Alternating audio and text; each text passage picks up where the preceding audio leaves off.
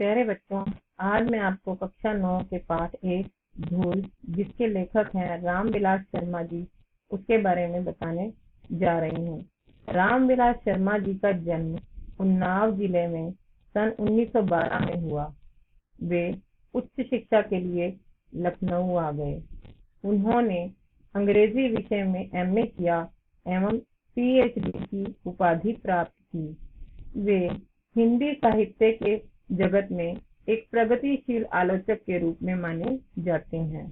इस पाठ में लेखक ने धूल की महिमा के बारे में बताया है। साथ ही साथ इस पाठ के माध्यम से लेखक ने गांव और शहरों के जीवन के बारे में भी बताया है।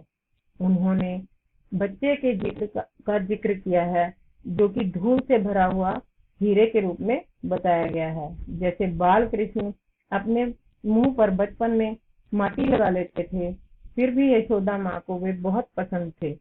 साथ ही साथ उन्होंने शहरी और गांवों के जीवन का चित्रण किया है। शहरों के बारे में बताते हुए उन्होंने कहा है कि शहरों में आधुनिक सभ्यता को अपनाने वाले लोग मिट्टी को पसंद नहीं करते। वे चांद पर तो पैर रखना चाहते हैं, लेकिन अपनी मिट्टी पर पैर रखना नहीं चाहते। लेकिन गांव के लोग अपने देश की मिट्टी से, अपने गांव की मिट्टी से और अपने खेत खलिहानों की मिट्टी से जुड़े रहना चाहते हैं। उन्होंने बताया कि गांव में कुश्ती के लिए अखाड़े में जब चिकनी मिट्टी को अपने शरीर से पहलवान लगा लेते हैं, तो उनका शरीर उतना ही सुडौल और मजबूत बनता है। साथ ही साथ यह चिकनी मिट्टी मट्ठे से सिंचाई हुई होती है और उसे देवी देवताओं पर भी चढ़ाया जाता है। शरीर और मिट्टी की असारता को लेकर लेखक ने बताया कि हम अपने देश की, अपने गांव की मिट्टी में पल बढ़कर ही और उसका अनाज खाकर ही बड़े होते हैं, लेकिन जब मृत्यु को प्राप्त होते हैं तो हमारा शरीर उसी मिट्टी में मिलकर राख हो जाता है। धूल और मिट्टी में अंतर बताते हुए लेखक कहता है कि धूल और मिट्टी में उतना ही अंतर है जितना हमारे शरीर और आत्मा में और चांद और चांदनी में अंतर है। धूल के अलग अलग रूपों का वर्णन भी करते हुए लेखक कहता है कि जब मेले जाने वाली गाड़ी से उठने वाली धूल हो, या रेलगाड़ी की लीक से उठने वाली धूल जो स्थिर रूप में दिखाई देती है वो हो, या फिर पशुओं के घर लौटते समय जो गोधूली है उसका वर्णन किया है।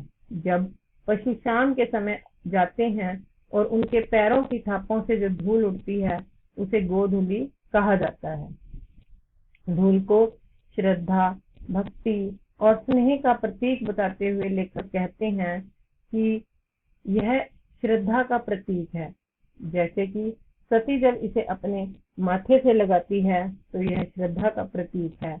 ऐसे ही जब भक्त मंदिर की सीढ़ियों को छूता है और उसकी धूल को अपनी आंखों से लगाता है तो यह भक्ति का प्रतीक है। और जब बाल कृष्ण के मुख पर यह मिट्टी दिखाई देती है और माँ उसे प्यार से उठा लेती है तो वह स्नेह का प्रतीक है। इस तरह से लेखक ने धूल के अलग अलग रूपों का चित्रण किया है। अंत में लेखक कहते हैं कि असली हीरा तो वही है जो घन की चोट करने पर भी टूटता नहीं है। घन अर्थात हथौड़ा, यानी कि अपने देश के किसान को लेखक ने असली रूप में हीरा माना है, जो कठिन परिस्थितियों को सहन करते हुए भी अपने खेतों खलिहानों में उन परिस्थितियों को सहन करते हुए अनाज पैदा करता है। इस तरह से वह अपने देश की मिट्टी से जुड़ा रहता है। तो प्यारे बच्चों, हमें यह पाठ सिखाता है कि हमें भी अपने देश की मिट्टी से जुड़े रहना चाहिए। भले ही हमारे कपड़े मैले क्यों ना हो जाएं, लेकिन अपने मिट्टी की खुशबू को कभी भूलना नहीं चाहिए। धन्यवाद।